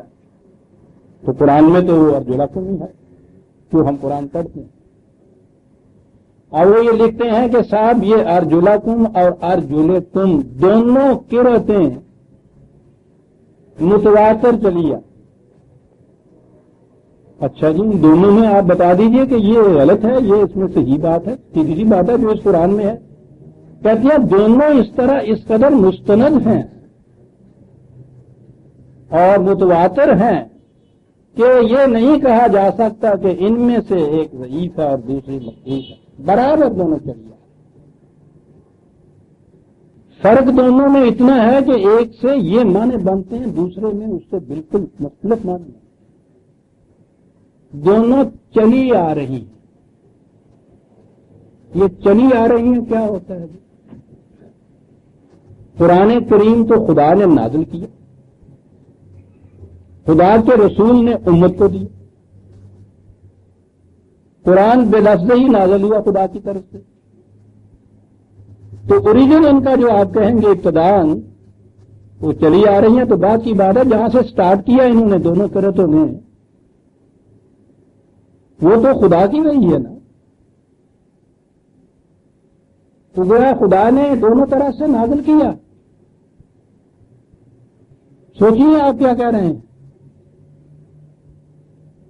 ہمیں نہیں معلوم، خدا نے رسول کو دیا، ہم نے نہیں سنا. رسول اللہ نے صلی اللہ علیہ وسلم امت کو دیا. تو اگر اوریجن پھر یہاں مان لیا جائے جیسا رسول اللہ نے دیا تو پھر یہ لام کے زبر سے بھی دیا، زیر کے ساتھ بھی دیا. یہ کہہ کے دیا کہ خدا کی وہی ہے. دونوں طرح کی وہی ہے. قرآن اپنے من جانب اللہ ہونے کی دلیل یہ دیتا ہے کہ اگر یہ خدا کے سوا کسی اور کی طرف سے ہوتا لوجدوا فیہ اختلافا کثیرا، تو اس میں تم بہت اختلاف پاتے. اور یہ اختلاف وہ ہے جس کے متعلق یہ مانا جا رہا ہے کہ بہرحال معاذ اللہ رسول اللہ اپنی طرف سے تو نہیں یہ کر سکتے تھے کہ کسی کو زبر کے ساتھ کیا دیتے، دوسرے کو کہتے تم زیر کے ساتھ ہی پڑھ لیا کرو. خدا نے رسول کی طرف یہ وحی بھیجی. آپ دیکھیے گا جو کہا جاتا ہے کہ صاحب دونوں قرأتیں ایسی مستند اور ہیں جو متواتر. یہ کیا چیز ہوئی، کہاں سے یہ چلی یہ قرأتیں دو؟ آج کی تفسیر میں بھی یہ لکھا جا رہا ہے کہ یہ چلی آ رہی ہیں، اور یہ تو پھر مشکل ہے اس میں.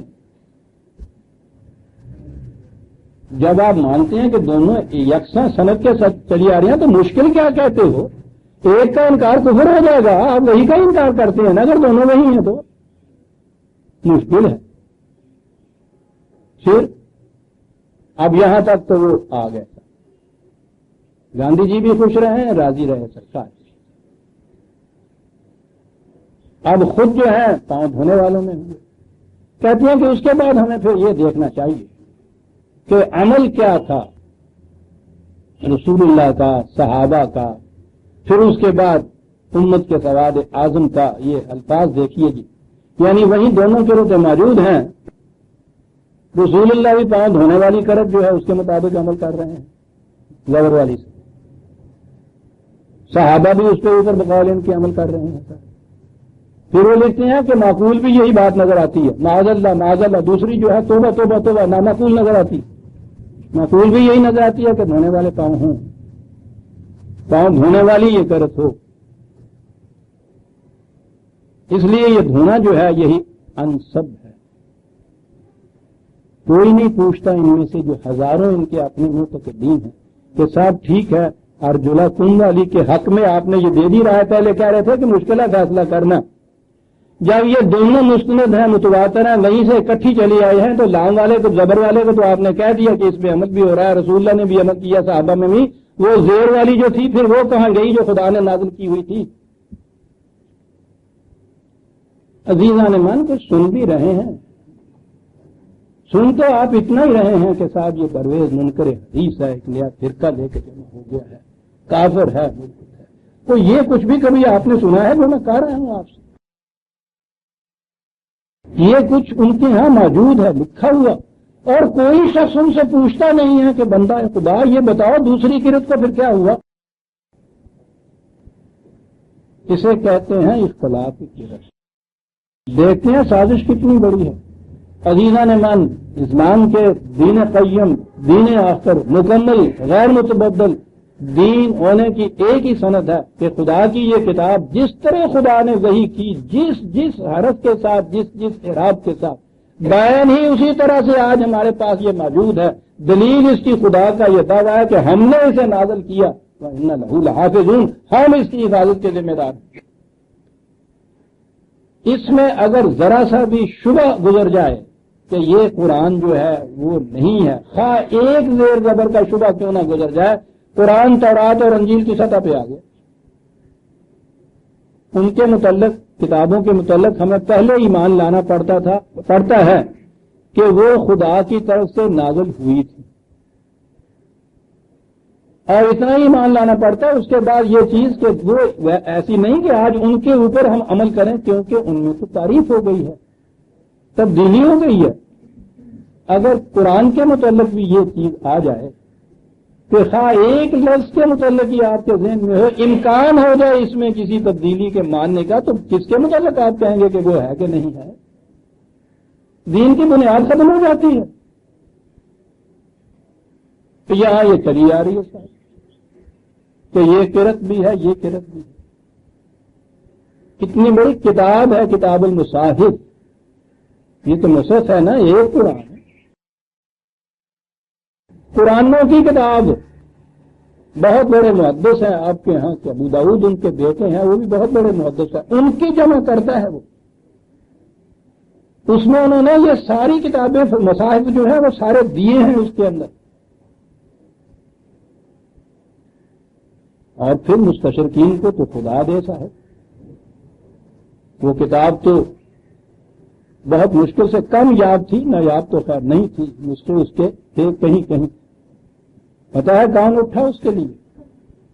تھامس جیفری, ایک اورینٹلسٹ ہے بہت بڑا. اس نے تقریباً آدھی عمر صرف کر دی سر ان کتابوں کے حاصل کرنے کی. اور وہ لوگ تو ایسے نہیں ہیں, اعتراض سے وہ ڈرتے ہیں, ایک نسخے پہ اکتفا نہیں کرتے, ڈھونڈے دو تین نسخے, ان کو کمپیئر کی. اور اس کے بعد اس نے اپنے اہتمام سے اس کتاب کو شائع کیا, ساتھ اس کا انگریزی کے اندر ٹرانسلیشن بھی شائع کیا, اور اس پہ ایک بہت بڑا خلاصہ بھی لکھا, اور یہ کہا کہ میں اوریجنل کتاب اس لیے شائع کر رہا ہوں کہ اگر میں نے یہی اپنا ترجمہ شائع کیا تو فوراً کہہ دیا جائے گا کہ نہیں صاحب یہ لوگ تو سازشی ہیں, مسلمانوں اسلام کے خلاف, تو ان کے دل میں ابدی بغض اور نفرت بھری ہوئی ہے. میں نے اوریجنل کتاب آپ کے پاس شائع کر دی, دیکھ لیجیے. جواب اس کا ابن داؤد کی اس جمع کرنے والی چیز کا یا آرثر کی یہ کرنے والی چیز کا؟ جواب کیا ہے؟ ایک لفظ جواب ہے کہ یہ تمام روایات جس میں اختلاف قرأت آپ بتا رہے ہیں یہ ساری عجم کی سازش ہے اور وضعی ہے. خدا کا کلام، خدا نے حفاظت کا ذمہ لیا ہے، اس میں زیر زبر کا کہیں فرق نہیں ہے قیامت تک کے لیے. لیکن یہ کہنے والا منکر حدیث ہو جاتا ہے. اس کا نام ہے عزیزان من انکار حدیث.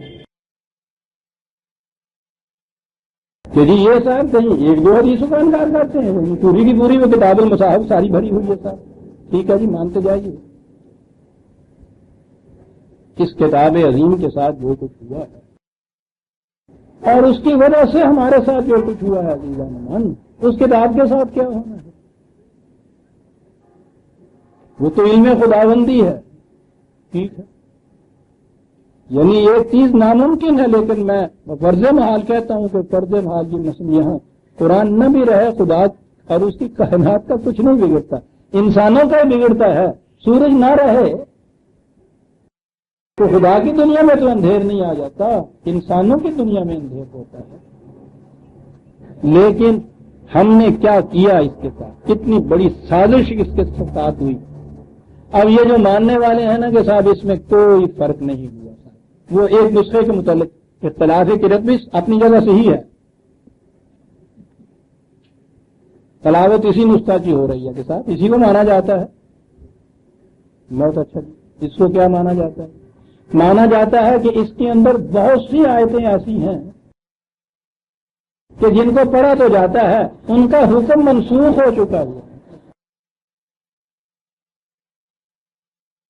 مسلمہ عقیدہ ناسخ و منسوخ کا آپ کے یہاں چلا ہے، منسوخ ہو چکا ہے.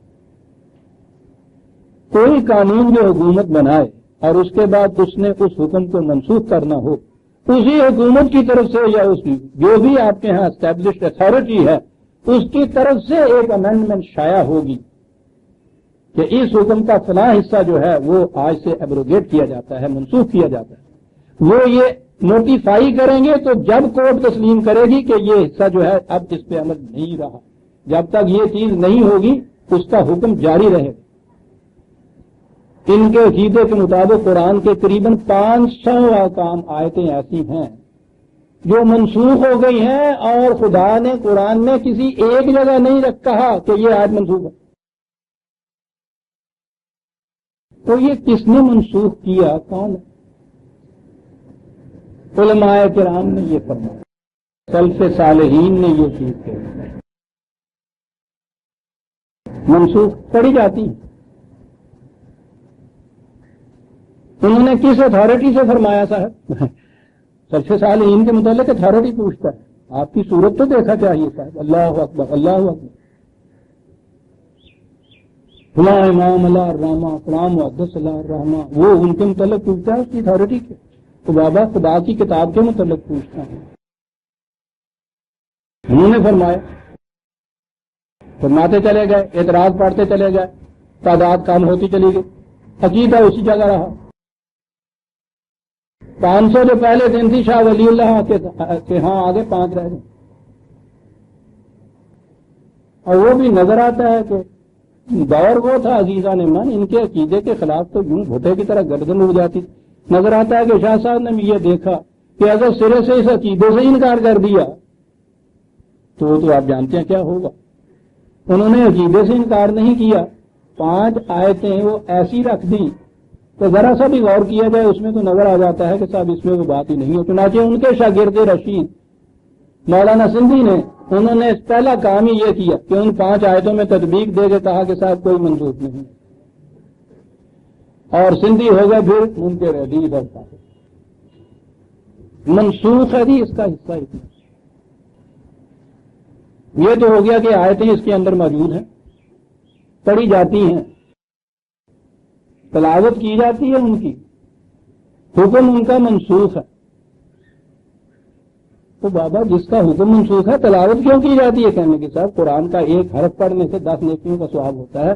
اینی آیتیں نہ پڑھیاں جان تو نیکی تو کھڑی ہے، اینا گھاٹا پی جائے گا وہ اس واسطے پڑھیاں تو ضرور جائیں. منسوخ ناسخ و منسوخ کا قرآن میں ہے حکم منسوخ، اور پھر آگے چلیے جگر اور تھام لیجیے کہ یہ بھی عقیدہ ہے روایات پر کہ آیتیں ایسی بھی ہیں جو قرآن میں نہیں ہیں اور ان کا حکم جاری۔ یہ کیسے تم کہہ رہے؟ یہ تو خیر ہوا کہ قرآن میں تو ہیں، بہرحال محفوظ قرآن کے اندر ہے، حکم منسوخ سے ہی قرآن میں نہیں ہے اور حکم جاری ہے ان کا۔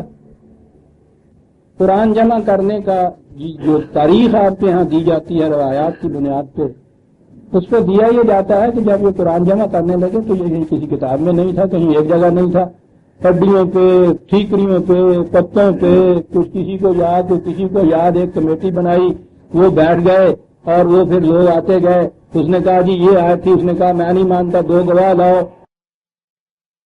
کب کی بات ہے؟ حضرت ابو بکر صدیق زمانے رسول اللہ کی وفات کے سال بھر بعد 6 مہینے بعد، 6 مہینے بعد جنگ یمامہ میں کہتے ہیں نا کہ یہ ہوا تھا جی۔ صحابہ کے بعد مدینے میں بیٹھے ہوئے ہیں، کمیٹی قرآن جمع کرنے میں بٹھا رکھی ہے، اور اسی زمانے میں صورت یہ ہو رہی ہے کہ یوں لوگ آتے ہیں، وہ کہتے ہیں یہ 2 آیتیں مجھے یاد تھی، ان کا 2 گواہ لاؤ جناب، یہ مجھے 2 آیتیں یاد تھی کہ 2 گواہ لاؤ جی۔ 2 آیتوں کے متعلق یہ چیز ہوئی کہ یہ تو ہم پڑھتے تھے صاحب، اس میں کہنے والے حضرت عمر رضی اللہ عنہ کہ ہم تو پڑھتے تھے، ملتی نہیں، یہ کہتے ہیں تو 2 گواہ نہیں ملتے، صرف پیٹ لیجیے۔ 23 سال نبی اکرم صلی اللہ علیہ وسلم کی زندگی اسی مکے اور مدینے کے اندر، یہ صحابہ ان میں سے وہ بھی کہ جو پہلے دن اسلام لے آئے، لیکن بہرحال کو 2 سال بعد 4 سال بعد، کم از کم 20 سال 15 سال 10 سال رسول اللہ کی معیت ان کو نصیب ہے۔ مدینے کے اندر یہ لگا دن رات چرچا اس قرآن کا، قرآن ہی تو کتاب۔ اتنے بڑے جلیل القدر صحابی 2 آیتیں لے کے جاتے ہیں، 2 گواہ نہیں ملتے، قرآن کی آیت۔ ایک طرف کہا یہ جاتا ہے کہ یہ ضرورت اس لیے پیش آئی کہ وہ جو جنگ ہوئی یمامہ کی، حضرت عمر نے آ کے حضرت ابوبکر صدیق سے کہا رضی اللہ تعالیٰ عنہ کہ اس میں تقریباً 70 حافظ قرآن شہید ہو گئے ہیں، اگر یہ سلسلہ جاری رہا حفاظ کے شہید ہو جانے کا تو قرآن جو ہے غیر محفوظ نہ کہیں ہو جائے، اس کو محفوظ شکل میں لکھ بھی لینا چاہیے۔ بنیاد یہ ہے تو گویا ایک جنگ میں، اور جنگ وہاں ایٹم بم کی تو ہوا نہیں کرتی تھی، جنگوں کے اندر کتنے لوگ شہید ہوتے تھے اس زمانے میں۔ نبی اکرم صلی اللہ علیہ وسلم کے زمانے میں قریباً یہ غزوے سرایا ملا کے 80-82 کے قریب ہیں، 1000 کے قریب ہے یہ ساری، یہ مخالفین کی اور ادھر مسلمانوں کی تو 600 کے قریب ہے۔ ساری جتنی بھی جنگ کے اندر یہ کام آئے تھے وہ جنگیں ایسی ہوتی تھی، بہرحال جنگ تھی، اس کے اندر کہنے لگے کہ 70 حافظ شہید ہو گئے ہیں۔ تو آپ سوچئے کہ وہ کتنے حفاظ موجود تھے جن میں سے جنگ کے اندر جا کے بھی 70 شہید ہو گئے، اور وہیں انہوں نے کہا کہ وہ جمع کر لیجئے۔ وہ جمع کرنے والی کمیٹی بیٹھی ہوئی ہے، حضرت عمر 2 آیتیں لا رہے ہیں، 2 شاہد نہیں مل رہے۔ یہ سارے حافظ جو تھے وہ پڑھے حافظ ہیں۔ ان الفاظ کے متعلق یہ بھی روایت میں ہے کہ نبی اکرم صلی اللہ علیہ وسلم ہر رمضان میں قرآن دہرایا کرتے تھے صحابہ کے ساتھ، اور حضور نے اپنے آخری رمضان شریف میں 2 دفعہ قرآن کو دہرایا۔ حضور کے پیچھے ساتھ دہرانے والوں میں 1000 کی تعداد ان کی ہوتی، 1 لاکھ صحابی تو آخری حج میں حضور کے ساتھ موجود، 2 گواہ نہیں ملتے۔ کیا ہو گیا؟ وہ قسمیں کھا رہے ہیں کہ ہم تو بڑا کرتے تھے۔ دوسرا ایک صحابی ہے، عجیب چیزیں ہیں آپ کی تاریخ میں، وہ کہتے ہیں کہ بڑا معتبر آ گیا، تم تو جایا کرتے تھے کاروبار کرنے، سوداگری کرنے کے لیے، ہم رہا کرتے تھے یہاں، تمہاری بات مانے یا ہماری بات قابل قبول ہوگی؟ اچھا جی، ملتی نہیں۔ حضرت عائشہ تو صدیقہ کے پاس آ گئے رضی اللہ تعالیٰ عنہ کہ یہ 2 آیتیں ملتی نہیں۔ انہوں نے کہا کہ بیٹا کہاں سے ملیں گی یہ آیتیں تمہیں؟ میں تمہیں بتاتی ہوں، یہ لکھی ہوئی تھی یہاں کھجور کے پتوں پہ، اور یہاں رکھی ہوئی تھی ہمارے ہاں وہ چارپائی کے پاس، قرآن کی آیتیں وہاں رکھی ہوئی۔ رسول اللہ نے وفات پائی، گھر میں کوہرام مچا، بکری باندھی ہوئی تھی ہم نے صحن میں، اس نے رسا توڑایا، ہم تو ادھر مصروف تھے، وہ اندر گئی اور وہ پتہ کھا گئی۔ تو تمہیں یہ آیتیں کہاں سے اب ملیں گی؟ ایک آیت تو ہے کہ بڑا وہ آدمی دودھ پی لے کسی کا، وہ دودھ سے رشتہ حرام ہو جاتا ہے نا، تو وہ رشتہ حرام ہو جاتا ہے. ایک تو اس سے متعلق تھی آیت رضاعت کبیر اس پر، اور ایک آپ کے ہاں ہے نا کہ زنا کی سزا سنگسار ہے، پتھر سے مار دینا. قرآن میں تو نہیں ہے، قرآن میں تو سزا اس کی دو رہی ہے. تو دوسری آیت یہ تھی جس میں یہ لکھا ہوا، وہ کھا گئی صاحب. انہوں نے کہا کہ ٹھیک ہے صاحب، قرآن میں تو نہیں درج کیا جاتا. دونوں تھے وہ کہتے تھے کہ یہ جی ہم پڑھتے تھے. چنانچہ آپس میں کمپرومائز اس پہ ہوا کہ قرآن میں اسے داخل تو نہ کیا جائے کیونکہ شہادت نہیں ملتی، لیکن چونکہ یہ کہتے ہیں کہ تھی اس لیے حکم اسی کے اوپر ہے. قرآن مرتب ہو گیا. اور بابا کیا کیا میں سناؤں آپ لوگوں کو، کیا کیا بتاؤں آپ کو. جس کتاب عظیم پہ بنیاد ہے آپ کے ہاں کے اسلام کی، دعویٰ یہ ہے خدا کی آخری کتاب جس میں اس نے لکھا ہے خود کہ تمت کلمت رب کا صدقاً و عدلا لا مبدل لکلماتہ، مکمل کر دیا ہم نے اپنے دین کو صدق و عدل کے ساتھ. اس کتاب کے اندر کوئی اسے تبدیل نہیں کر سکتا، کوئی اختلاف نہیں ہے. قرآن کی آیت ہے، ہم اس کی حفاظت کرنے والے ہیں اس قرآن کی آیت کی. رسول اللہ سے فرمایا بلغ ما انزل الیک، جو کچھ تمہیں دیا گیا ہے پہنچاؤ اس کو، اگر نہ پہنچایا تو تم نے فریضہ رسالت ادا نہیں کیا. قرآن میں یہ ہے کہ اس کے لکھنے والے اتنے معزز مکرم ہیں، مطہرۃ مکرمہ بیاد صفرۃ، وہ تو آئے تھے. خود بتایا جاتا ہے کہ 26 کاتب تھے رسول اللہ صلی اللہ علیہ وسلم کے قرآن لکھنے والے. دوسری طرف یہ بھی آیتیں چلی آ رہی ہیں، روایتیں چلی آ رہی ہیں. بہرحال بات تو یہاں سے چلی تھی اس آیت کے متعلق. ایک تو یہ کہ رسول مایوس ہو گئے، وہ ظنوا انہم قد کذبوا، اور انہوں نے خیال کر لیا معاذ اللہ کہ صاحب ہمارے ساتھ جھوٹ بولا گیا. جب یہ ہوا تو کہا کہ نہیں صاحب دوسری قرت جو ہے حضرت عائشہ کیا تو زیبو قرت بنا لیجیے، شد کے ساتھ اس کو پڑھیے. اس پہ اور اعتراض وارد ہو گیا. میں اس باریکی میں نہیں جانا چاہتا کہ یہ کیا فرق پڑتا. ایک نے کہا کہ نہیں زال کے زبر کے ساتھ تیسری قرت آ گئی صاحب کی، اس میں سے نکلنے کے لیے جو قرت مراد کی اس کے اوپر ایک اور اعتراض آ پڑا. یہ مشکل ہو گئی. بات کتنی صاف کہ یہ رسول ہجرت کیوں کرتا ہے کسی مقام سے؟ انہی میں یہ اٹھتا ہے جن کے اندر یہ پیدا ہوتا ہے. پہلی مخاطب قوم وہ ہوتی ہے، کوشش کرتا ہے کہ اس کے اندر سے ایک امت کو وہ منتقل کر رہے جو اس نظام کو بھی. اتنا لمبا عرصہ 23 سالہ تو نبوت کا عرصہ 13 برس مکے کے اندر گزر گیا، اور اس کے بعد جو یہ باقی رہ گئے ان کو یہ چھوڑ کے کیوں چلا گیا ہجرت تک کہ خدا کے حکم سے کیا ان کو چھوڑ دیجیے. وہ ان کی طرف سے مایوس ہو گئے کہ اب یہ ایمان نہیں لانے کے، اس لیے اب مجھے دوسرے مقام میں جانا چاہیے جہاں میں ان لوگوں کو ساتھ لے جا کے متشکل کروں، اس کو دوسرا طریق عمل اختیار کروں، نظام وہاں قائم کروں. اس نظام کے خوشگوار نتائج کو دیکھ کے کشا کشا چلے آئیں گے یہ لوگ. یہ ہے وہ مقام ہجرت. ان لوگوں کی طرف سے رسول پھر مایوس ہوتا ہے کہ اب یہ نہیں ایمان لانے کے. حتیٰ رسول انہیں وہ کہتا چلا آ رہا تھا کہ یہ اگر تم نے نہ مانا جو کچھ میں کہہ رہا ہوں تو خدا کی طرف سے ایسا عذاب آئے گا، ایسی تباہی آئے گی کہ یاد کرو گے. اور وہ 13 برس تک یہاں وہ رہ رہے ہیں، ان پہ تو تباہی کوئی آئی نہیں ہے. وَظَنُّوا أَنَّهُمْ قَدْ كَذَبُوا، اور ان لوگوں نے یہ خیال کر لیا کہ ہم سے یہ جھوٹی کہتا چلا آ رہا تھا کہ تباہی آئے گی تباہی آئے گی. آئی نہیں تباہی. جاءتْهُمْ نَصْرُهُمْ، اور یوں خدا کی نصرت آ گئی اس کے ساتھ. یہ آج سامنے پڑی ہے، وہی الفاظ ہیں، کتنی صاف ہے. دونوں چیزیں میں یکوقت ہونی تھی.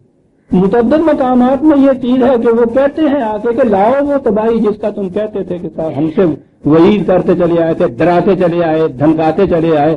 اتنا عرصہ گزر گیا، 13 سال ہو گئے صاحب یہاں بھی، اور باقی ہم انبیاء کے ساتھ بھی یہی کچھ ہوا. لاؤ وہ کہاں ہے؟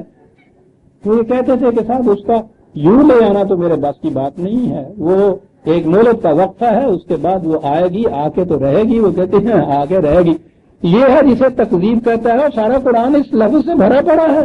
تو سیدھی سی بات یہ ہے پھر رسول نے یہ سمجھ لیا کہ اب یہ جو باقی رہ گئے ہیں ان میں اب وہ سعید روحیں نہیں ہیں جو اس انداز سے ایمان لائیں گے جو انداز میرا اس وقت ہے تصدیق کا. ان کی طرف سے مایوس ہو گئے, ان کی طرف سے خدا کی نصرت کی طرف سے رسول مایوس ہو جائے گا معاذل وظنوا انہم قد کذبوا. اور یہ لوگ جو تھے انہوں نے یہ کہہ دیا کہ صاحب ہمارے ساتھ یوں ہی یہ جھوٹ بولتا چلا آیا, تباہی آئے گی, وہ کچھ بھی نہیں ہے. جاءہم نصرنا, ہماری نصرت آ. کہا ایسے حالات پیدا ہوتے ہیں جن میں یہ چیز ہوتی ہے. فنجی من نشاء, محفوظ رکھا ہم نے اس تباہی سے انہیں اپنے قانون مشیت کے مطابق. اب یہاں پھر وہ کہتے ہیں من نشاء, جسے ہم نے چاہا محفوظ رکھ دیا. چلو 4 لفظ جو ساتھ پڑے ہوئے ہیں وہ نہیں پڑے جاتے. ولا یرد باسنا عن القوم المجرمین, یہ جو ہے نا بچا لیا ہم نے اپنے قانون مشیت کے مطابق. قانون مشیت یہ تھا کہ جو قوم مجرمین نہیں وہ بچ جاتی ہے, اور یہ جو قوم مجرمین تھی ان سے ہمارے عذاب کو کوئی نہ ٹال سکا. تو وہ تو جرم کی بنا پہ عذاب آتا ہے. من نشاء کے معنی تو واضح ہو گئے. ایک ہی آیت اور ہے عزیزان من, سورہ یوسف کی آخری آیت ہے. لقد کان فی قصصہم عبرۃ لأولی الالباب, یہ اقوام سابقہ جن کے کھنڈرات کے اوپر ان کی داستانیں لکھی ہوئی ہیں, ان کا ذکر کرنے میں یہ قصص لفظ ہے. قصص تو جمع ہوتا ہے قصے سی قصص کہ مانے ان کا ذکر, ان کی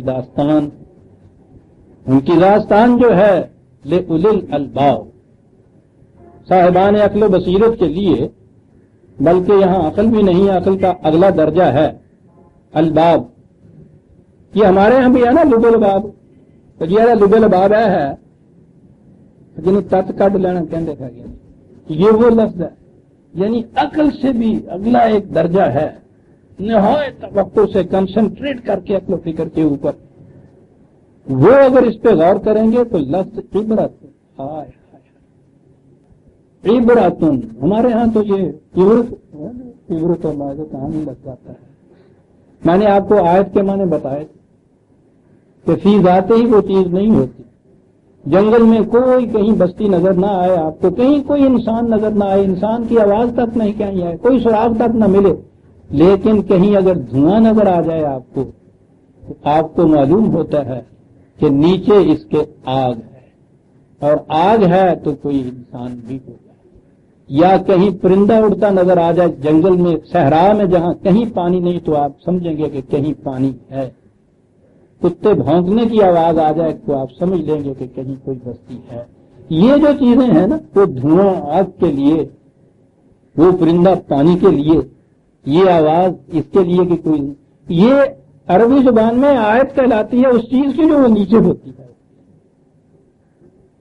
یہ جو خدا نے کائنات کو آیات اللہ کہا ہے نا, وہ یہ کہا ہے کہ اس دھوئیں سے تم اس شعلہ مستور کو پہچان کرو. یہی لفظ عبرت ہوتا ہے. ایسی جگہ کہ جہاں یوں آدمی, ایک تو سڑک ہے نا تو چلی جا رہی ہے, وہ مقصود بالذات ہوتا ہے, اس کے اوپر چلنا جو ہوتا ہے. راستے میں ایک پل آ جاتا ہے, سڑک تو وہاں نہیں رہتی, پل آ جاتا ہے. پل کا یہ حصہ جو ہے, اور یہ پورا پل کاہے کے لیے ہے, اگلی سڑک تک پہنچنے کے لیے ہے نا. یہی مصرف ہے نا اس کا. پل بجائے خیش تو کسی مصرف کی چیز نہیں ہوتی. ندی ہے, بہتی رہے میرا, لیکن میں نے تو اس پار جانا ہے. اس کے لیے ایک ذریعہ بنتی ہے یہ چیز کہ یہ جو ہے یہاں سے اگر آپ دیکھیں گے تو یہ تمہیں یہاں پہنچا دے گی. اسے عبرت کہتے ہیں. عبور کا لفظ تو ہمارے ہاں بھی ہے نا, یہیں سے پل کہتے ہیں نا اس کو. ان کی داستانیں وہ پل ہے صراط مستقیم پہ بنا ہوا کہ یہاں آؤ گے اور اس سے تم پار کرو گے تو وہاں جا پہنچو گے اس نتیجے کے اوپر کہ واقعی یہ ہوتا ہے. کیا الفاظ ہیں انسان کی. عبرۃ لأولی الالباب ما کان حدیث یفترا. کہا سوچو, اس قسم کی باتیں کوئی انسان افطرا بھی کر سکتا ہے, کوئی جھوٹ موٹ بھی بنا سکتا ہے یہ اس قسم کی چیزیں. ولیکن تصدیق الذی بین یدیہ. اب پھر وہ ایک اور لفظ آ گیا, مانگے تھے 5 منٹ, آپ کہیں گے دیکھیے صاحب آگے بڑھتا چلا جاتا ہے. کیا کروں میں؟ تصدیق الذی بین یدیہ. ہر جگہ آپ ترجمہ دیکھیں تصدیق کرتی ہے یہ ان کتابوں کا جو اس سے پہلے وہ گزری ہے. یہ اگر کتاب انہی کی تصدیق کرتی ہے کہ وہ سچی ہیں تو اس کی ضرورت پھر کیا ہے؟ اور اس کے ساتھ ہی اس کی کیفیت یہ ہے کہ ان کتابوں کے متعلق یہ کہتا ہے کہ محرف ہیں، اپنی اصلی شکل میں وہ ہیں ہی نہیں. بار بار اعتراض کرتا ہے یہودیوں پہ، نصرانیوں کے اوپر کہ تم اپنی کتاب میں یکتبون بایدیہم ثم یقولون ھذا من عند اللہ، خود اپنے ہاتھ سے لکھتے ہو اور پھر اس کو اس کی کتاب کے اندر داخل کر کے کہتے ہو یہ ہے کتاب. قرآن خود کہتا ہے تو جن کے متعلق خود کہتا ہے ان کی تصدیق کرے گا. کتاب ہی بالکل سچی بات ہے. تصدیق ہم جن معنوں میں ہمارے ہاں استعمال ہوتا ہے یہ وہ ترجمہ ہے نا. سارے قرآن میں اسی پنجابی یا اردو سمجھ لیا. تصدیق ویریفائی کرنا، ٹیسٹیفائی کرنا. محرف کی تصدیق کرے گا قرآن. پوچھو اربوں سے، پوچھو قرآن سے، زبان جاننے والوں سے کہ یہ لفظ جو ہے صدقہ یہ کہاں آتا ہے. اس کے معنی ہوتے ہیں کہ جو وعدے تمہارے انبیاء نے تم سے کیے تھے اور ان کتابوں میں بھی اس زمانے میں آئے تھے، یہ ان وعدوں کو سچ کر کے دکھائے گا. تصدیق کے معنی ہوتے ہیں کسی وعدے کو سچ کر کے دکھا دینا. وہ الفاظ و حروف میں وہاں تھے، سچ بن کے سامنے نہیں آئے. یہ کتاب صرف تمہیں تعلیم ہی نہیں دیتی، وہ طریقے عمل بھی دیتی ہے کہ جس سے اس تعلیم پہ عمل کیا جائے تو وہ نکھر کے نتائج سامنے آئیں اور یوں پتہ چلے کہ ہاں صاحب حضرت عیسیٰ نے بھی صحیح کہا تھا اپنی جماعت سے جب یہ کہا تھا کہ عزت کی روٹی وہی ہے کہ جو تمہیں خدا کی طرف سے آسمان سے ملے. انسان کے ہاتھ کی لی ہوئی روٹی عزت کی روٹی نہیں ہے. جانا تو انسانوں سے روٹی نہ مانگنا. یہ بتا دے گا کر کے کہ رزق کریم کیسے ملتا ہے. اسے کہتے ہیں تصدیق. عزیزان نے سچا کر کے دکھا دے گا. تفصیل کل شے. اب پھر آگے بات آ گئی تفصیل کے معنی پھر ہمارے ہاں والی ڈیٹیل آ گئی. صاحب ڈیٹیل کل شے، ہر شے کی ڈیٹیل. آپ پوچھتے ہیں اعتراض کرنے والے کہ صاحب بتائیے اس میں تفصیل کہاں ہے. پہلے تو وہ کل شے کے معنی یہ لے لیے انہوں نے کہ جتنی چیزیں ہیں اس کی تفصیل بتانی چاہیے. بتائیے صاحب ملیریا بخار کے متعلق کہاں لکھا ہے اس کے اندر. جنہوں نے سمٹا کے یہ بھی لیا کہ مذہب کے متعلق ہے انہوں نے کہا کہ تفصیل ہونی چاہیے. صاحب تفصیل تو اس میں نماز تک کی ہے نہیں. چلیے صاحب تفصیل کے لیے اردو میں مانے پہنایا اس کو قرآن کے اندر. قرآن کا تو مادہ فے سواد نام ہے. فاصلہ تو آپ کو معلوم ہے. یہ فصلہ کے معنی ہوتا ہے الگ الگ کر دینا. نکھیڑ کے بیان، نکھار کے بیان کرنا کسی چیز کو. نکھیڑ پنجابی والی بات آ گئی تو بڑا سونا لفظ ہے. نکھار الگ الگ کر کے ڈسٹنکٹلی ایک چیز کو بیان کر دینا. اور بیان کی بڑی خوبی یہ ہے کہ اسے ڈسٹنکٹلی بیان کیا جائے. جتنی چیزیں انسانی ہدی و رحمتن آگے ہے، انسانی رہنمائی کے لیے اور ان کی نشو و نما کے لیے جن چیزوں کی ضرورت ہے جسے ہم دین کا نظام کہتے ہیں اسے یہ نکھار کر ابھار کر بیان کر دیتا ہے. کوئی ابہام نہیں رہتا، الجھاؤ نہیں رہتا، التباس نہیں رہتا. تفصیل کل شیء و ہدی و رحمتن، رہنمائی ہے، سامان نشو و نما ہے. پوچھا جائے گا کہ یہ سارے نہ ماننے والے کافر، گالیاں دینے والے، وہ تو ان کے لیے تو یہ ہے ہی نہیں. کہا لقوم یؤمنون. ہم آپ اس میں سے کیا رہنمائی اس سماعت کے لیے جو اس کی ابدی صداقتوں کو وہی علی وجہ البصیرت پہلے آ چکا ہوا ہے. ان کو علی وجہ البصیرت مانے کہ یہ سچی ہے. اور جب یہ چیز کنونسڈ آپ ہو جائیں گے تو پھر آگے چلیں گے نا. جبھی آپ کو راستہ فائدہ دے گا جب آپ کو یقین ہو کہ یہ سڑک وہاں جاتی ہے جہاں میں نے پہنچنا ہے. اگر چلتے وقت ہی تذبذب ہو، من بن کا بھاری قدم ہو جاتا ہے چلتے وقت. یقین ہو اس چیز کا کہ یہ صراط مستقیم وہاں مجھے پہنچائے گی. وہ کہا ہدی و رحمت لقوم یؤمنون. عزیزان من سورہ یوسف آج ختم ہو گئی. اب ہم اس کے بعد اگلے درس میں سورہ الرعد یعنی 13ویں سورت شروع کریں گے. ربنا تقبل منا انک انت السمیع العلیم. لیکن